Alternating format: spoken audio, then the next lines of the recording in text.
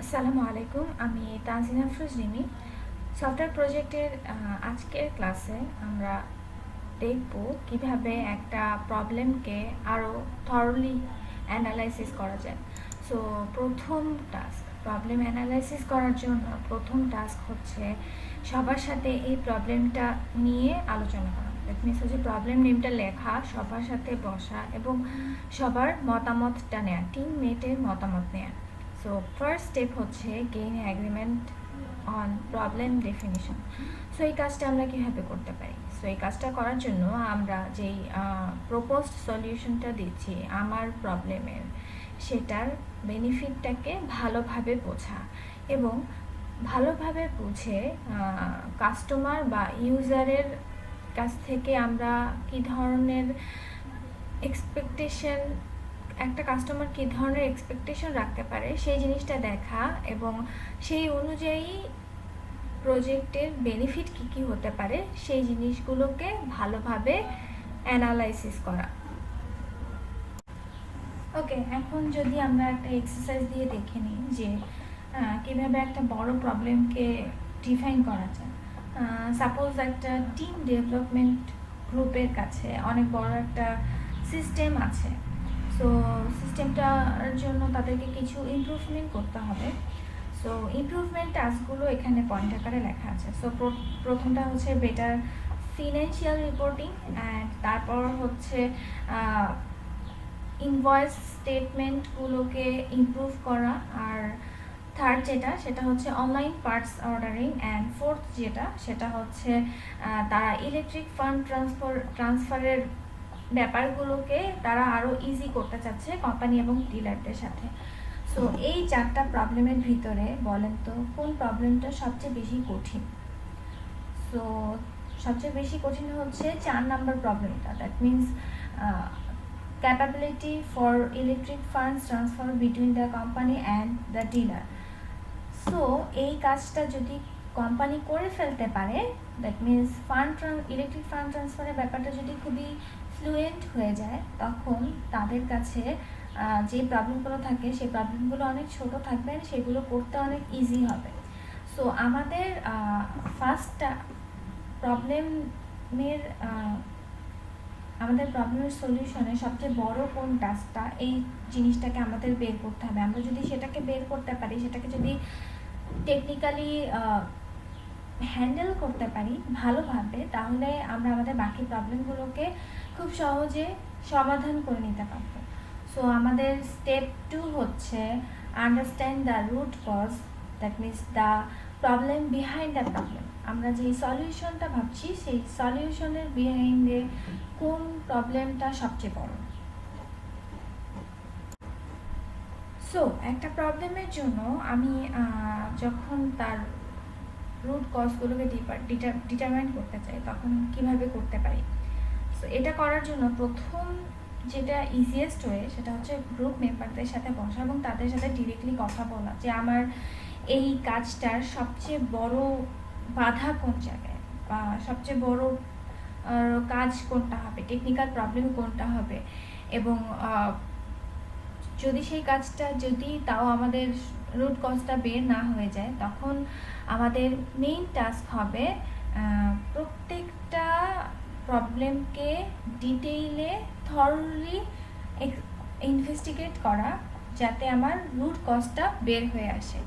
আচ্ছা, সো এখন তাহলে আমরা নেক্সট স্লাইডে চলে যাই। সো একটা প্রবলেম যখন সলভ করা হয়, তখন একটা প্রজেক্টকে যখন ডেভেলপ করা হয়, তখন বেশ কিছু কাজ থাকে, ব্যাক এন্ডের কাজ থাকে, ফ্রন্ট এন্ডের কাজ থাকে।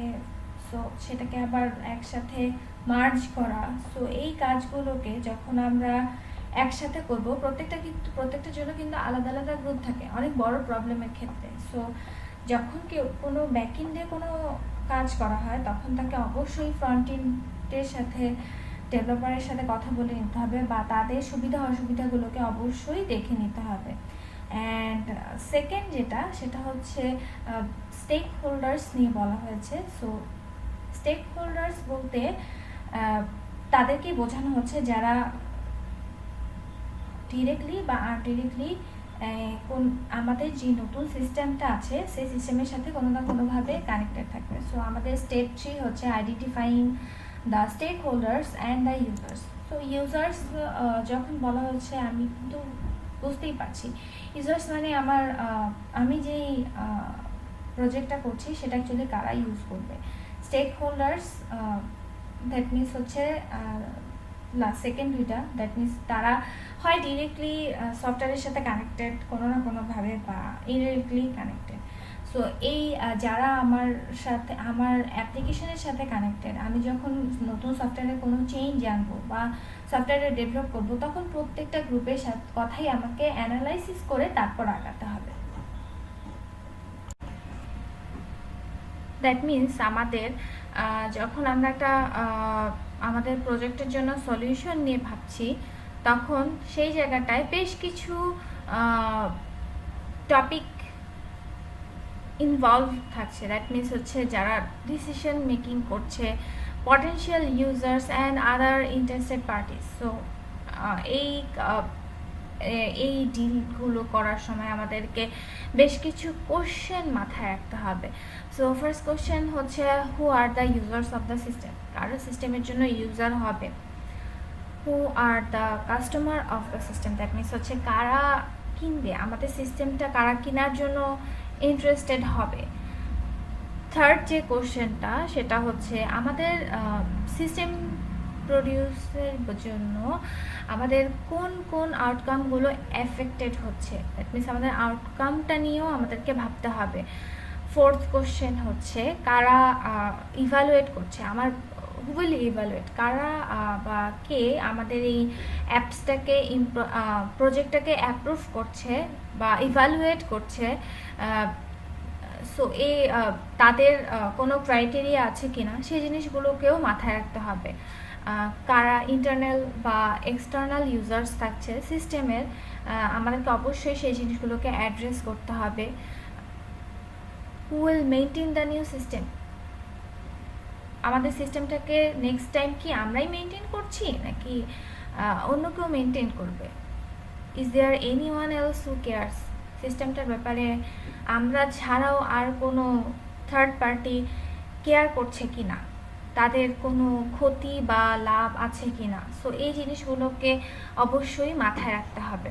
আচ্ছা, সো উপরে যে কোশ্চেনগুলোকে বললাম সেই কোশ্চেনগুলোকে যদি আমি একটু সামারাইজ করি তাহলে অ্যাকচুয়ালি দেখতে পাচ্ছি যে আমাদের সিস্টেমের বাউন্ডারিটা ডিফাইন হয়ে যাচ্ছে, যে আমরা কতটুকু ভাবছি আমাদের সিস্টেমটার সলিউশনটার জন্য, অ্যান্ড সেটা রিয়েল ওয়ার্ল্ডে কতটুকু সলিউশনটা কতটুকু এফেক্ট করতে পারে। আমাদের সিস্টেমটা যারা ইউজ করছে তারা অ্যাকচুয়ালি কতটুকু হ্যাপিনেস বা পেতে পারে বা স্যাটিসফাইড হতে পারে। অ্যান্ড আমাদের ইন্টারনাল যখন আমাদের কোডটা আমাদের প্রজেক্টটা রান করবে তখন আমাদের ইন্টারনাল কী কী প্রবলেম হতে পারে বা এক্সটার্নাল কী কী প্রবলেম হতে পারে, আমাদের নিজস্ব বাউন্ডারির ভিতরে কোনো সীমাবদ্ধতা আছে কি না সেই জিনিসগুলোকে দেখা। সো আমাদের এর পরের স্টেপটা আমরা পেয়েই গেলাম, দ্যাট মিনস হচ্ছে define the solution system boundary. এই কাজটা করার জন্য সো আমাদেরকে প্রথমে অ্যাক্টর খুঁজে বের করতে হবে। So who is our actor? An actor is somehow or something outside the system that interacts with the systems. So for identifying actors, we have some questions. First, who will supply, use or remove information from our system? Who will operate the system? Who will perform any system maintenance? Will the system be used? That means the user. Where does the system get its information? And it's very important. And the last one is what other external systems will interact with the system? So আমাদের এই কোশ্চেনগুলোর answer যারা yes হচ্ছে তারাই হচ্ছে আমাদের জন্য actor.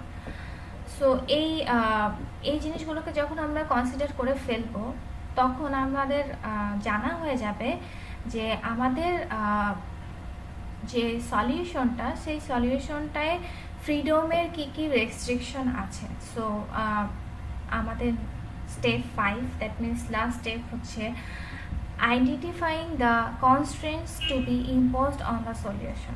So এই কাজটার জন্য আমাদের বেশ কিছু পয়েন্ট আছে। সো আমাদের সোর্সগুলো কী কী কনস্ট্রেন্টসের?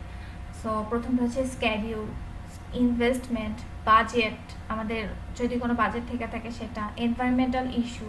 সো এগুলো হচ্ছে আমাদের বাইরের জিনিস। আমরা যদি আমাদের প্রজেক্ট নিয়ে কথা বলতে চাই তাহলে সেখানে কোন অপারেটিং সিস্টেম ইউজ করছি, database, client system, host and client system কী হবে, কী কী টেকনিক্যাল ইস্যু আছে, আমাদের যেই প্রজেক্টটা করা হচ্ছে সেটার উপরে কোনো পলিটিক্যাল ইস্যু পড়ছে কি না, কেউ অলরেডি এই সফটওয়্যারটা পারচেস করার জন্য আমাদেরকে ইন্টারেস্ট দেখাচ্ছে কি না, কী ধরনের পলিসিস হতে পারে আমাদের সফটওয়্যারের জন্য, বা কী টুলস বা ল্যাঙ্গুয়েজ হতে পারে, এবং লাস্টলি হচ্ছে কী ধরনের রিসোর্স আমরা ইউজ করতে পারি। সো এখানে যদি আমরা আমাদের পটেনশিয়াল রিসোর্সগুলোর কথা বলতে চাই তাহলে এখানে আমরা পয়েন্ট আউট করে আরও কিছু জিনিস পাবো, যেমন economic, politics, technology, system, environment, and হচ্ছে সবার শেষে হচ্ছে রিসোর্সেস। সো মেইন টাস্ক হচ্ছে আমাদের প্রবলেমগুলোকে আইডেন্টিফাই করা এবং কী কী কনস্ট্রেন্টস আছে সেই জিনিসগুলোকে দেখে প্রপারলি একটা প্রজেক্ট প্ল্যান করা। সো এখানে টেকনিক্যাল বেসড যে প্রবলেমগুলো আসতে পারে সেগুলো হচ্ছে অপারেশনস, কী কী অপারেশনস হবে, সিস্টেমস, কোন সিস্টেম ইউজ করছি, সেটার কতটুকু মেমোরি সে নিচ্ছে, ইভ্যালুয়েশন, ইকুইপমেন্ট, বাজেট। সো আমাদের প্রজেক্টটা করার জন্য কোনো ধরনের কোনো বাজেট প্রবলেম আছে কি না। সো তারপর হচ্ছে টেকনোলজি কি ইউজ করছি সেটার জন্য আমাদের কি হতে পারে, এই জিনিসগুলো।